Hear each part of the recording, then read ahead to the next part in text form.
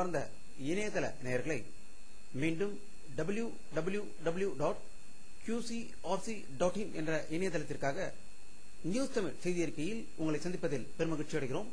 இன்று 17 ஏப்ரல் 2009க்கான முக்கிய செய்திகளை தற்போது பார்க்கலாம். வரப்போகின்ற பாராளுமன்ற தேர்தலுக்கான வேட்புமனு தாக்கல் நாள் இன்று தொடங்கியது. ஆனால் முக்கிய கட்சிகள் யாரும் வேட்புமனு தாக்க செய்யவில்லை என்று தமிழக அனைத்து பகுதியிலிருந்தும் செய்திகள் வந்து கொண்டிருக்கின்றன. தமிழ் ஈழ நாட்டின் மீது இலங்கை இராணுவத்தினர் நடத்தி வரும் போர் தாக்குதலை உடனடியாக நிறுத்த வேண்டும் என்றும், தமிழ் ஈழ நாட்டை விட்டு இலங்கை இராணுவத்தினர் வெளியேற வேண்டும் என்றும் உலக நாடுகள் கவனத்தை ஈர்ப்பதற்காக ஐரோப்பா நாடுகளில் அனைத்து இடங்களிலும் ஈழ தமிழர்கள் போராட்டம் நடத்தி கொண்டிருக்கும் வேளையில் இத்தாலி நாட்டில் இன்று மாபெரும் போராட்டம் நடந்ததாகவும் அதில் பெண்கள் உண்ணாவிரதம் இருந்ததாகவும் செய்திகள் வெளியாகிக் கொண்டிருக்கின்றன.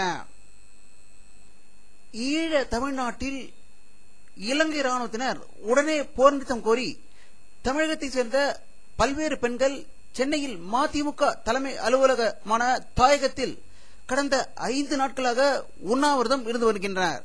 இவர்களில் 3 பேரின் நிலைமை கவலைக்கிடமாக உள்ளதாகவும், இவர்களை இயக்குநர்கள் பாரதி ராஜா, அமீர், நடிகர் சத்யராஜ், கவிஞர் அறிவுமதி ஆகியோர் சந்தித்து அவர்களுக்கு ஆறுதல் கூறியதாக சென்னையிலிருந்து செய்திகள் வெளியாகிக் கொண்டிருக்கின்றன.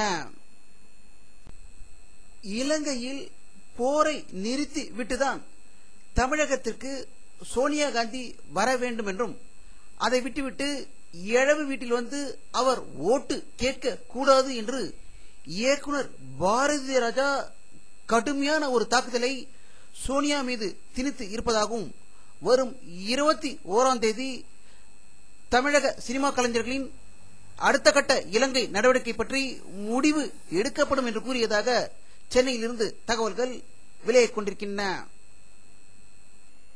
தமிழக அரசுக்கு சென்னை உயர்நீதிமன்றம், டெல்லி உச்சநீதிமன்றம் அடிமேல் அடி கொடுத்து கொண்டிருக்கிறது என்று கூறுவதற்கு மேலும் ஒரு உதாரணமாக, இந்திய இறையாண்மைக்கு எதிராக பேசியதாக கூறிய தேசிய பாதுகாப்பு சட்டத்தின் கீழ் வழக்கு போட முடியாது என்றும் தீர்ப்பளித்த சென்னை உயர்நீதிமன்றம் இயக்குனர் சீமானை தேசிய பாதுகாப்பு சட்டத்தின் கைது செய்ய உத்தரவிட்ட நெல்லை மாவட்ட ஆட்சியரின் உத்தரவை ரத்து செய்ததாக இன்று பரபரப்பு தீர்ப்பு வழங்கியிருக்கிறது. திருச்சி உறையூரை சேர்ந்த இ. வேலுச்சாமி என்பவர் சென்னை உயர்நீதிமன்றத்தில் தாக்கல் செய்த ஆர்க்கு கொணர்வு மனுவில் ராஜீவ்காந்தி கொலை சம்பவம் குறித்து விசாரணை செய்த மத்திய அரசின் ஜெயின் கமிஷன் நியமித்த அறிக்கையில் ஆயுத வியாபாரி சந்திர சாமிஜி, சுப்பிரமணிய சாமி உள்ளிட்ட சந்தேகத்துக்குரிய நபர்கள் மீது மத்திய புலனாய்வு கழகம் சிபிஐ விசாரிக்க வேண்டும் என்று கூறியிருந்ததாகவும், ஆனால் இதுவரை ஜெயின் கமிஷன் கூறிய அறிக்கையை சிபிஐ அதிகாரிகள் சந்திரசாமியிடமோ சுப்பிரமணிய சாமியிடமோ விளக்கம் கேட்கவில்லை என்றும், ஆகையால் இவர்களை உடனே சிபிஐ அதிகாரிகள் அவர்களிடம் விளக்கம் கேட்க வேண்டும் என்று வக்கீல்கள் சென்னை உயர்நீதிமன்றத்தில் தாக்கல் செய்திருந்த மனுவில் கூறியிருந்தார்கள். இதற்கு சென்னை உயர்நீதிமன்றம் சிபிஐயிடம் நோட்டீஸ் அனுப்ப நீதிபதிகள் உத்தரவிட்டுள்ளனர் என்றும், வழக்கு விசாரணையை வரும் திங்கட்கிழமைக்கு தள்ளி வைத்திருப்பதாக சென்னையிலிருந்து தகவல்கள் வெளியாகிக் கொண்டிருக்கின்றன. சிவசேனை கட்சி தலைவர் திரு பால் தாக்கரே அவர்கள் வெளியிட்டுள்ள ஒரு அறிக்கையில், மும்பை வெடிகுண்டு தாக்குதலில் கைது செய்யப்பட்டுள்ள அஜ்மலை இந்தியா கேட் அருகே தூக்கிலிட வேண்டும் என்று சூழலித்ததாக மும்பையிலிருந்து செய்திகள் வந்து கொண்டிருக்கின்றன. மும்பையில் தேர்தல் பிரச்சாரத்தில் கலந்து கொண்ட பாரதிய ஜனதா கட்சியின் தலைவரும் பிரதம வேட்பாளருமான திரு லால்கிருஷ்ண அத்வானி அவர்கள் வெளியிட்டுள்ள ஒரு செய்தியில், நாங்கள் ஆட்சிக்கு வந்தால் 100 நாட்களில் சுவிஸ் மற்றும் வெளிநாடுகளில் உள்ள பணங்களை, கருப்பு பணத்தை உடனடியாக இந்தியாவுக்கு எடுத்துக்கொண்டு வந்து விடுவோம் என்று சூளுரைத்ததாகவும், அவர் பேசிக் கொண்டிருக்கையில் ஒபாமா பில் லேடன் என்று தவறுதலாக கூறிவிட்ட திரு LK அத்வானி அவர்கள் பின்பு அதை மாற்றி ஒசாமா பின் லேடன் என்று கூறியதாக தகவல்கள் வெளியாகிக் கொண்டிருக்கின்றன. பாரதிய ஜனதா கட்சியின் இளம் தலைவர் திரு வருண்காந்தி அவர்கள் 2 வார கால பெயிலில் வந்து நிருபர்களை சந்தித்த போது தேச விரோத சக்திகளுக்கு எதிராக தொடர்ந்து குரல் கொடுப்பேன் என்றும் அரசியலில் வன்முறையை ஒரு ஆயுதமாக பயன்படுத்துவதை ஒருபோதும் நான் ஆதரிக்க மாட்டேன் என்று கூறியதாக செய்திகள் வெளிவந்து கொண்டிருக்கின்றன. மும்பை பயங்கர வெடிகுண்டு தாக்குதலில் முக்கிய குற்றவாளியாக கைது செய்யப்பட்டிருக்கும் திரு அஜ்மலின் விசாரணை மும்பையில் தொடங்கப்பட்டுள்ளதாக செய்திகள் வெளியாகிக் கொண்டிருக்கின்றன.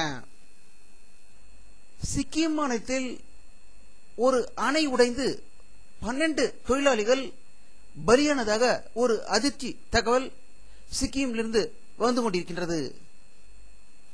இந்தியாவுக்கான புதிய அமெரிக்க தூதராக டிம் ரோமர் என்பவர் நியமிக்கப்பட உள்ளதாக வாஷிங்டனிலிருந்து செய்திகள் வெளியாகிக் கொண்டிருக்கின்றன.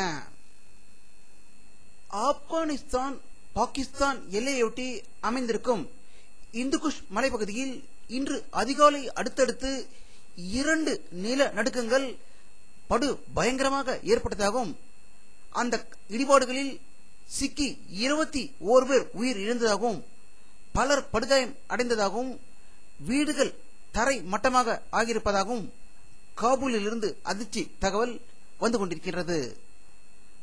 தாய்லாந்து நாட்டில் தாய்லாந்து அரசுக்கு எதிராக நடந்த பயங்கர வன்முறையில் அந்த அமைப்பை சேர்ந்த மூத்த தலைவர் ஒருவர் போலீசார் தாக்குதலில் படுகாயமடைந்து மருத்துவமனையில் இருப்பதாக தற்போது தகவல்கள் வெளியாகிக் கொண்டிருக்கின்றன.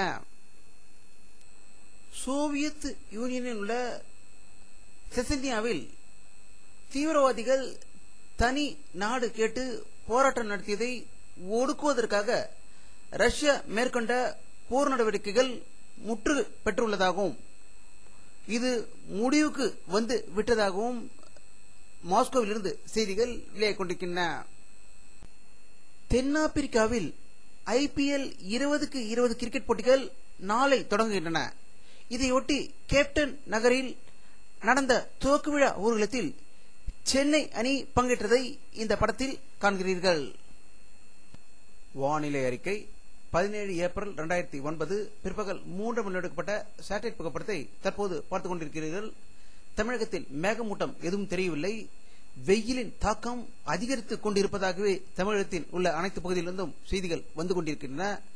சென்னை நோக்கி வந்த புயல் சின்னம் ஆந்திரா, ஒரிசா, மேற்கு வங்கம் ஆகியவற்றை தாண்டி தற்போது பங்களாதேஷை நோக்கி சென்று கொண்டிருப்பதை இந்த படத்தில் காணலாம். இத்துடன் இந்த செய்தி அறிக்கை நிறைவடைகிறது. மீண்டும் நியூஸ் தமிழ் செய்தி அறிக்கையில் உங்களை சந்திக்கும் வரை உங்களிடமிருந்து விடைபெறுவது உங்கள் K. பாலாஜி. நன்றி.